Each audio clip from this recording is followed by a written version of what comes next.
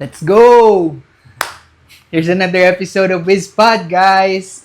So, guest natin today, very well known sa shooting community, gun shooting, just to be exact, barilan, yan. Khalil, Akim, and Karim.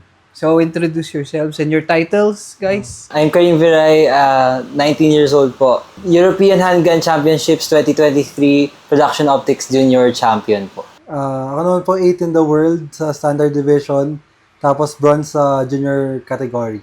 Hello, I'm Khalil Viray, 3-time IPSC World Champion in Standard Division, 22 years old, and we're all from Olongapo City.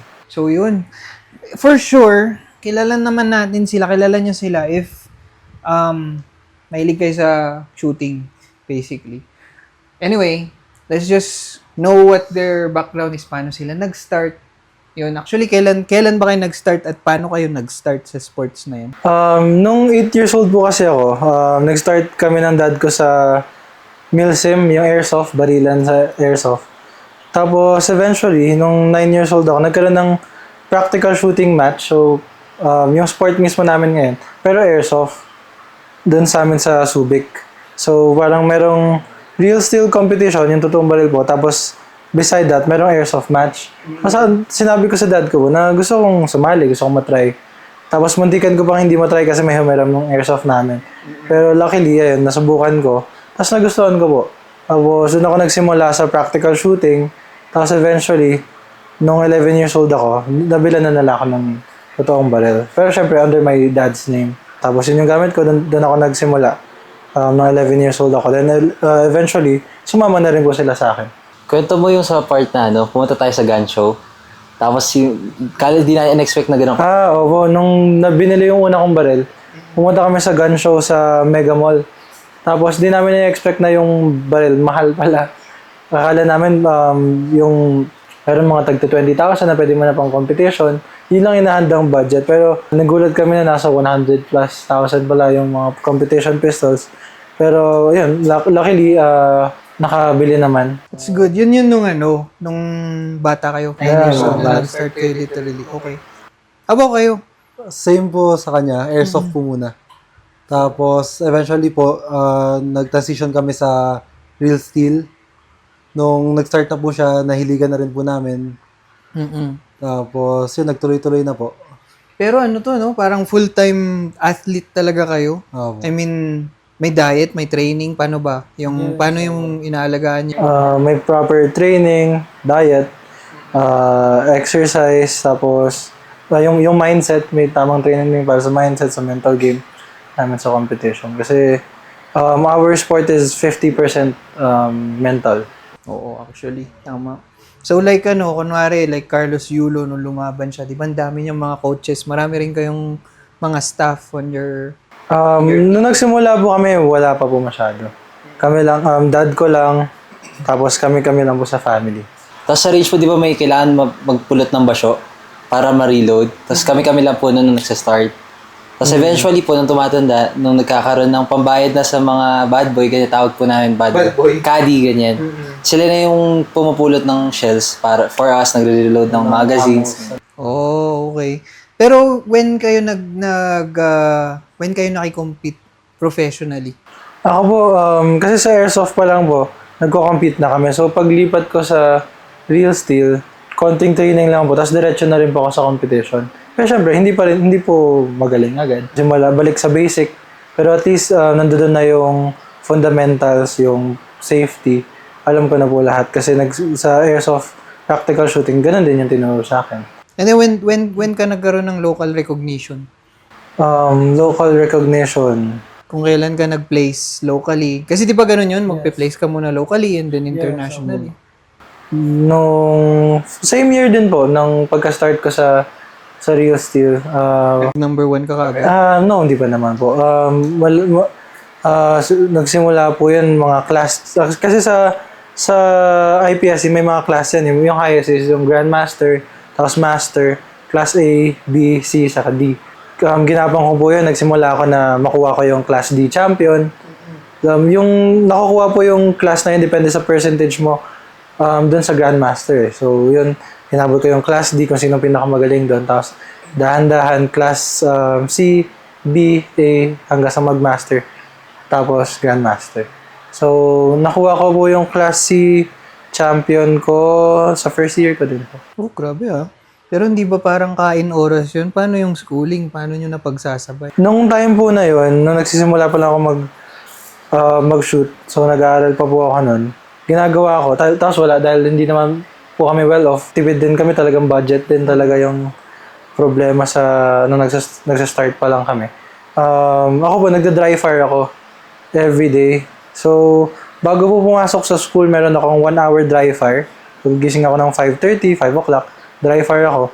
Tapos, ligo, diretso school. Pagkabalik ko galing school, dry fire ulit ako sa bahay. 2 hours naman. Nakasama yung takbo, workout. Yung dry fire po, yun po yung walang amos. O yun nga. Tapos Itatanong ko lang. sana eh. Nagda-draw ka lang. Draw lang. Ako. Yung dad po kasi namin strict eh. Bago lumabas after school, dapat mag-dry fire ka muna bago ka makagala. Pero sa kanong time po, bago first world championship ko, bawal ako gumala after school. Galing school sundo agad. Siguro pinakamatagal ko, kasi may katabing mall yung school ko nun. Pinakamatagal ko doon, 30 minutes na sundo na ako. Tapos pagdating sa bahay, training. Talagang full-time athlete talaga. Yes, so, kasi nung nagsimula pa ako sa Real Steel, syempre tinanong ako ng magulang ko, kung gusto mo yan, kahit hindi natin kaya, support ka namin. Pero, kailangan gagalingan mo kasi hindi naman biro po yung gastos eh. Oo. So, doon na po yung disiplina na, sige, yan pinili mo, panindigan mo yan.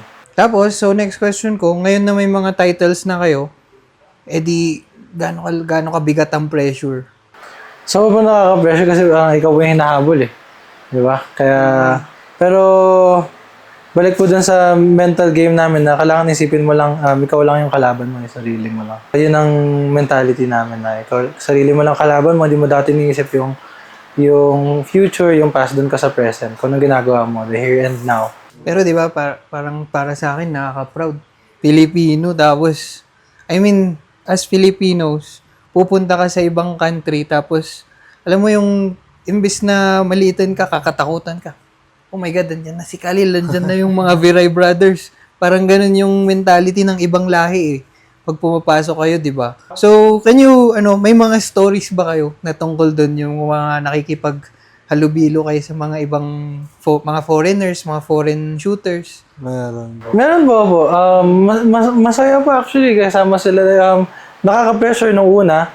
Tapos una kinakabahan kasi akala ko masusungit pag ibang lahi. Pero pagdating doon, nung saya pala pagka kasalamuha sila, ang ganda ng jokes. Pwede mag-alaskahan ng walang problema. Talagang asaran kung asaran. So, kagaya po nun yung first time ko mag-compete sa Greece, sa Europe. So, napapanood ko lang po yung mga kalaban ko, mga junior ganyan, online.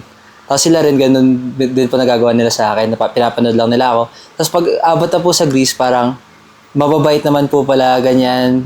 Mabiro rin naman pala sila. Tapos yun po, parang syempre expect mo yung skill level nila mataas kasi sa videos po, di ba, magagaling ganyan. So, yun, minsan nakaka-pressure po, pero pagkalaro na po kasi kailangan mong isipin yung sariling laro mo lang eh. Yung paano mo gagawin yung isang stage. That's good. Hindi, kwentuhan nga kami kanina ni kuya nyo din eh. So, pagdating naman sa racial discrimination, wala namang di ba? Kasi yun nga, yung sabi niya na syempre kaya niyang loko-lokohin yung mga yung mga ibang lahi. Kasi siya ang champion eh. Di ba? Yun ang kinaganda nun.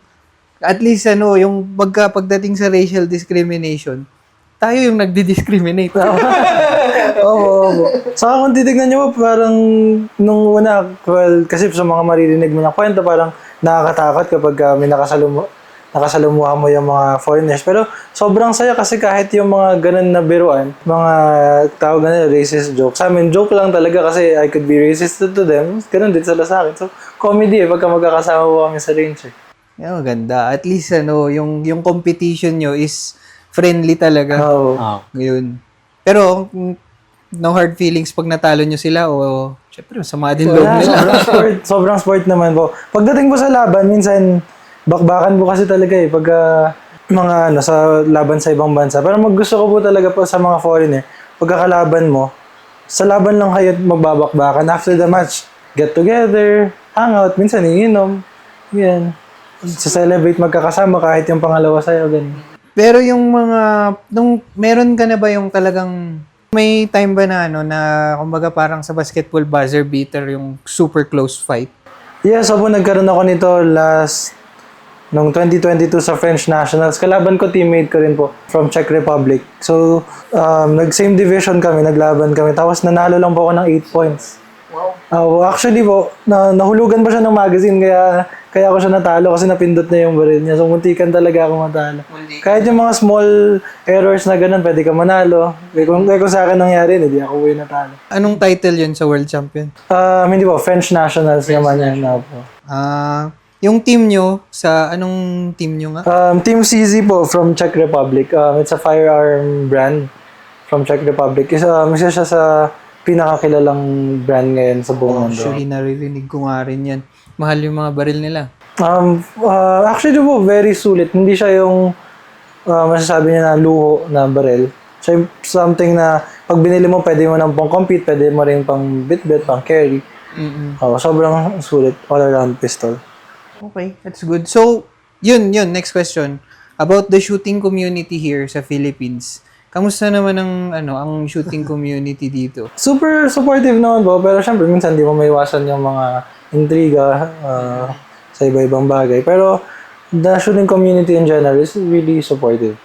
Saya kasi pagkakita kayo sa range, magkakakilala lahat. So, sa Subic lang ba? I mean, meron kayong sariling community doon? Or parang meron kayong meet up sa mga buong Pilipinas, kumbaga? Actually po, buong Pilipinas. Kasi nilalaroan po namin yung pinakamataas na competition locally. Level 3. Mga level 3 matches. And umiikot po yun iba-ibang lugar. Meron sa Luzon, Visayas, minsan Mindanao. So, buong Pilipinas po talaga nagsasama-sama pag may competition. Sa amin naman locally, meron din pong local shooting community doon sa amin sa Olongapo or sa Subic. Pero hindi pa siya ganun kalaki. So ngayon, nagtayo kami ng gun club para i-bring together yung mga Gun club. Yun yung, di ba meron kayong gun range? Yes po, kakatapos lang po ng construction tapos hinihintay lang namin lahat ng permits and exemption sa Comelec. Yes, meron na po kaming indoor range sa bahay po namin mismo sa Olongapo. Mabayuan, Olongapo City. Anong name ng range? Vibros Shooting Range and Gun Club. Tapos yung store po namin, Vibros Shooting Sports Pro Shop. Narinig niyo yun? That's good. Alright, so, next question. Magastos ba ang sports na to? Kasi, kung kunwari wala akong knowledge sa shooting and then gusto ko lang i-try, syempre. Para for the sake na, syempre, alam mo rin humawak ng baril and then at the same time, may hobby ka. Hobby lang ba? Hindi ka naman makikipag-compete professionally. Ano ang expected na kailangan kong gastusin? Medyo... masasabi po namin na magastos, pero there are ways para mapababa yung gastos na sobrang minimal lang. Pero syempre, if gusto mong masubukan muna, ayun po, pumunta kayo sa mga local ranges na nagpaparent ng firearm na accredited ng FEO. Tapos pwede niyo subukan niyo iba't iba nilang baril. Kung ano magustuhan niyo, pwede kayo mag-purchase. Doon kayo magsisimula. Nagre-range ang price ng baril. Sobrang laki po ng price range ng baril. Siguro 20,000 pesos to 1 million plus. So madami ka pong pagpipilian eh. Tapos yung ammo po ngayon nasa 12 to 15 pesos. 15 Pagka pesos. nagpa-reload kayo like may shells kayo ng bala tapos pina-reload niya sa isang gun store, abutin kayo ng 15 to 18 pesos. Pero pag bumili kayo ng brand new, nasa 25, 28. Tapos most level 3 matches po nasa around 250 rounds diba per match. Sa match, 250, 300 rounds sa competition. Pero you could start, nagsimula ako, 50 rounds lang per training. So, ang gagawin ko, magda-dry fire ako sa range, tapos saka ako maglo-load ng magazine sa kapuputok. So, sobrang minimal. Pwedeng katulad sabi ko po kanina, dry fire ka sa bahay, Tapos pagpunta mo sa range para mag-practice, mag-set up ka ng drills mo or course of fire mo. Tapos, dry fire mo lang din bago ka mag-load ng magazine, tapos putukan. Every bullet counts, no?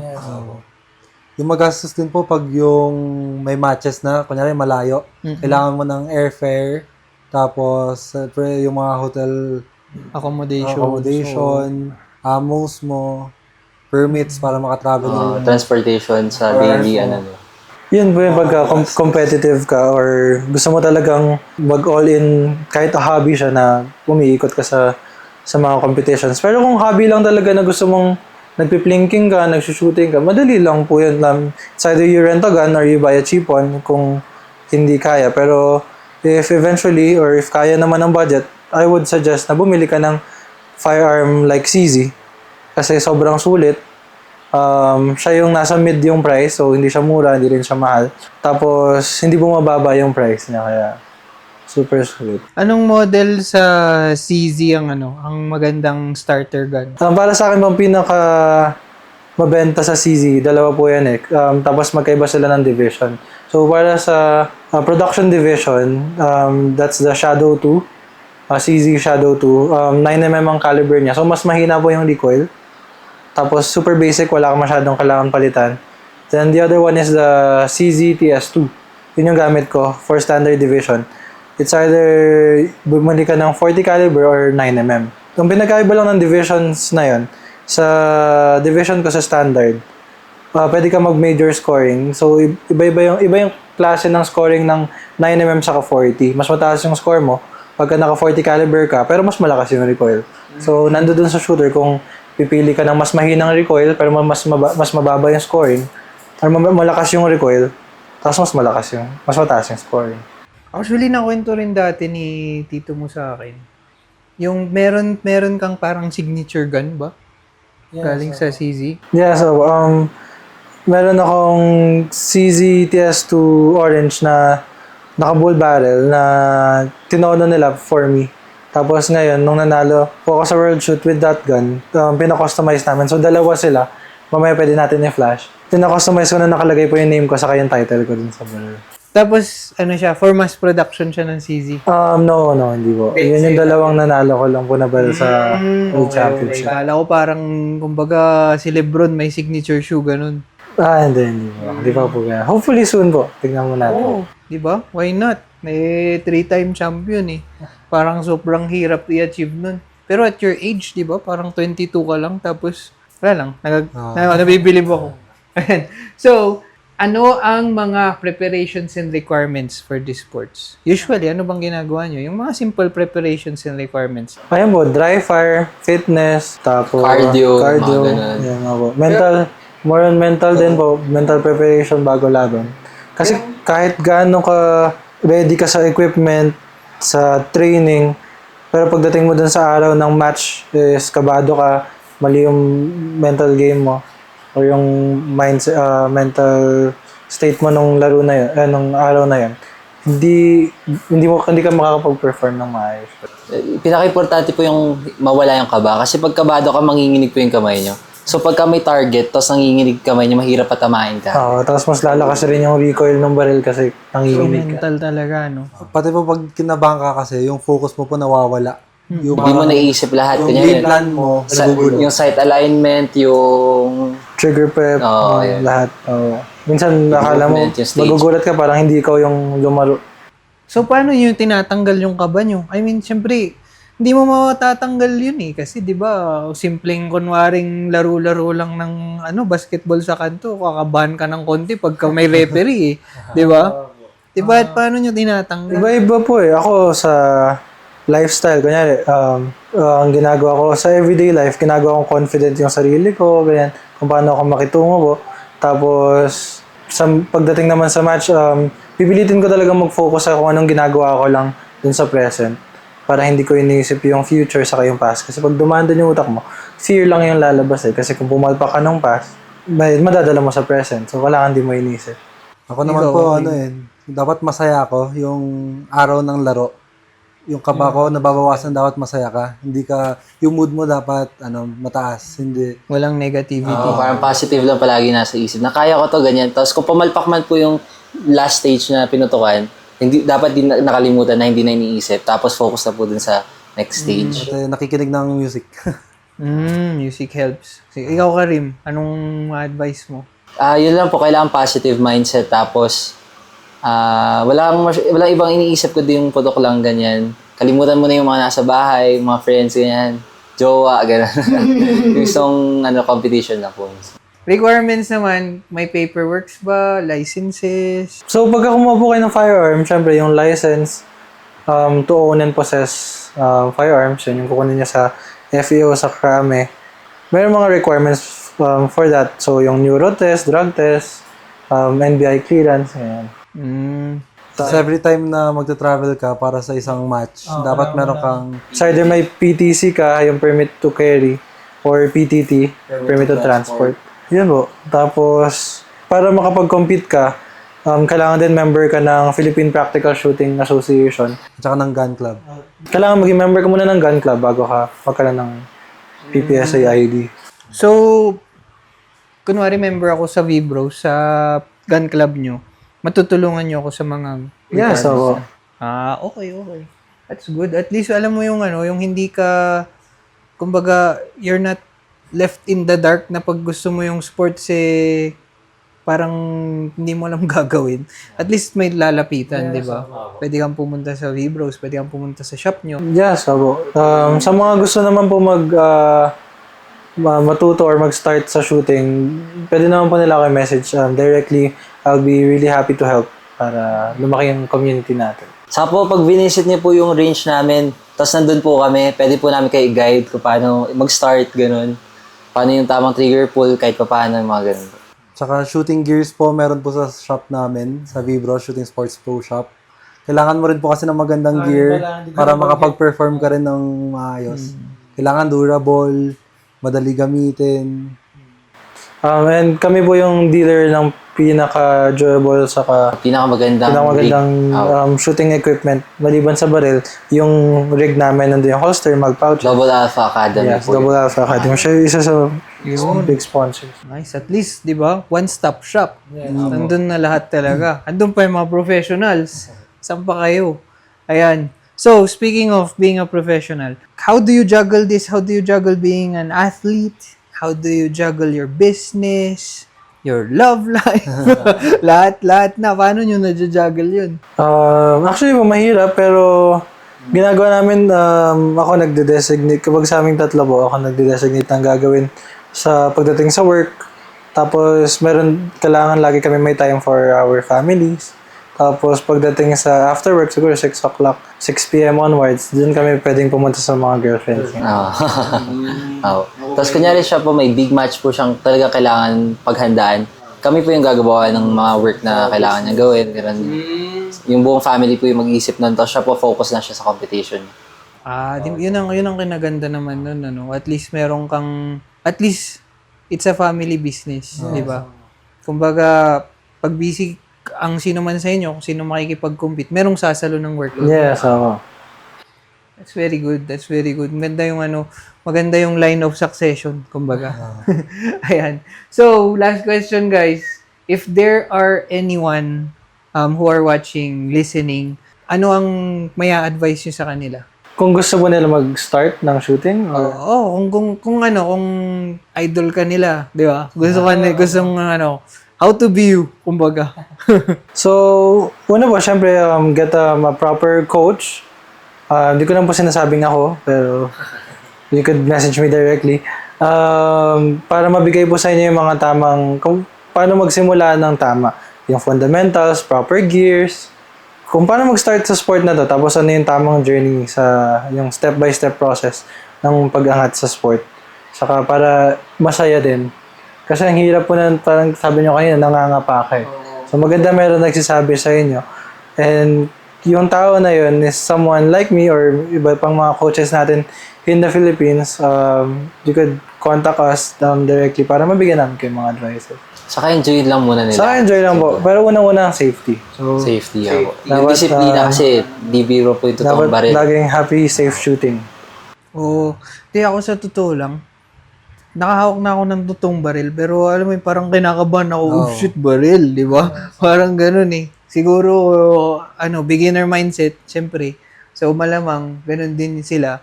Yun yung gusto nilang malaman, how to properly hold the gun. Kaya important po na Super basic talaga. malaman mo po lahat ng safety na pwede mong matutunan. Yes, opo. Like any other dangerous sports, yung best way para hindi ka kabahan is aralin mo talaga siya. No? Yung disiplina na para trigger finger out palagi, ganun.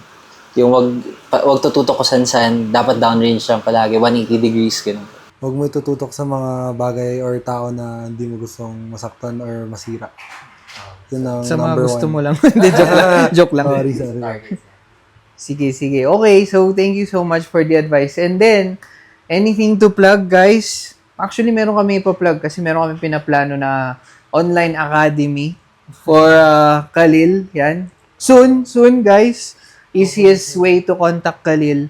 And then, yun, yung online Vibros. Vibro Shooting Sports Pro Shop po. Yung website po ng store namin, sila po ang igawa. Also, yun, ongoing ang Vibros shop nila. So, sobrang busy nila. Ngayon lang namin tatapusin. Ayan. And then, yun, i-plug nyo yung bagong range. Yeah, hopefully pag okay na lahat ng paperwork sa range namin, maka-visit kayo sa amin sa Mabayuan, Olongapo City. Just message us directly sa Vibros Shooting Sports Pro Shop or sa Vibros Shooting Range and Gun Club. Saka accepting po kami ngayon ng mga Pioneer Gun Club members sa mga gusto mag-member sa amin. Tapos, plug natin yung IG natin. So, ako po, my handle is at Khalil Viray sa IG. Ako naman po at Akim Viray sa IG and Facebook. Ako po, at Karim Viray, tapos sa Facebook, Karim Adrian Viray po. Alright, guys. Thank you so much. Another episode is done. And then, watch out for the next V-Bros, guys. Viray Brothers. Thank you so much. Yun. Uy! Thank you for your time, May guys. cut naman po ito. Oh my God. Thank you for watching. Please follow us on Instagram and Facebook and subscribe to our YouTube channel. And see you on the next episode.